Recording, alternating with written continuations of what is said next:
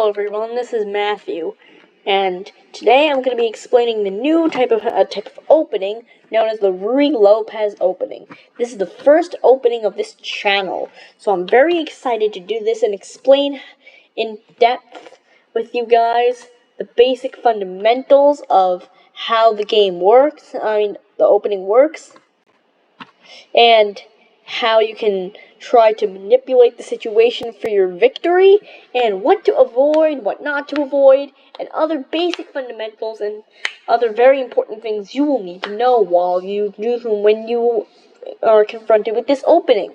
Well, yes, generally people just play H4, A4, just move out the knight, haphazardly playing the most crazy moves. But listen, as crazy as it may seem, do not do this. H4 and A4 are very useless. They do not help you. They cannot do anything for you. And now this whole opening starts off with E4.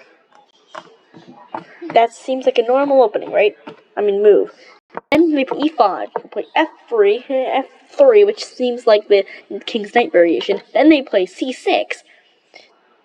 Now, it doesn't become the Ruy Lopez yet, but then once you play bishop to b5, then it's the Ruy Lopez. But once they play f6, it's the Berlin defense, the Ruy Lopez Berlin, and castling is a very good move. I wouldn't say it's the best move, but it'd be good because now it protects the king. Once they bring up the bishop, they begin to develop. Then once you bring up the knight, they castle too. You advance the pawn. They bring in the knight into the center. You trade. They do this. They capture with the pawn. Then after that, you bring the knight into the center. Now this doesn't really threaten anything except for this knight. But the thing is, they want to trade off knight so they can get their knight in the center. And you'll have doubled pawns. Must trade back, and they'll have an entirely open file all to themselves. They would be more than happy to have this. They would really be happy if they had this. So now, but oh hey, hello knight. Once they take back, we'll take back, and of course that means you have double pawns. But never fear because now just because they play rook. The rook in the center, that's just one way of doing it.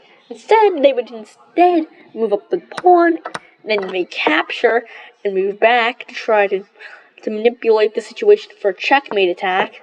They'll move their queen into the center, which is crazy, which doesn't seem like a very smart move, because it isn't really. But once you move up your rook, you now control the entire center.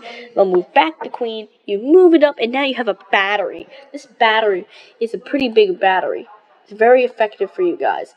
Very helpful, too. You guys can now control the entirety of this center all the way through, no matter what.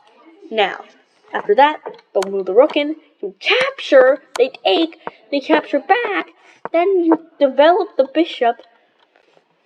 And instead of this, you would instead want to do some other moves. But this is basically just the first 16 moves of this position. It's all you'll need to know. You'll need to learn.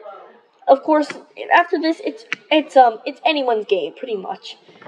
Despite you being ahead right now, it could still be anyone's game. So just keep that in mind. Be sure to learn and manipulate the situation for your benefit. And I will see you next time in the next episode. Thank you guys. Please remember to like and subscribe. Bye.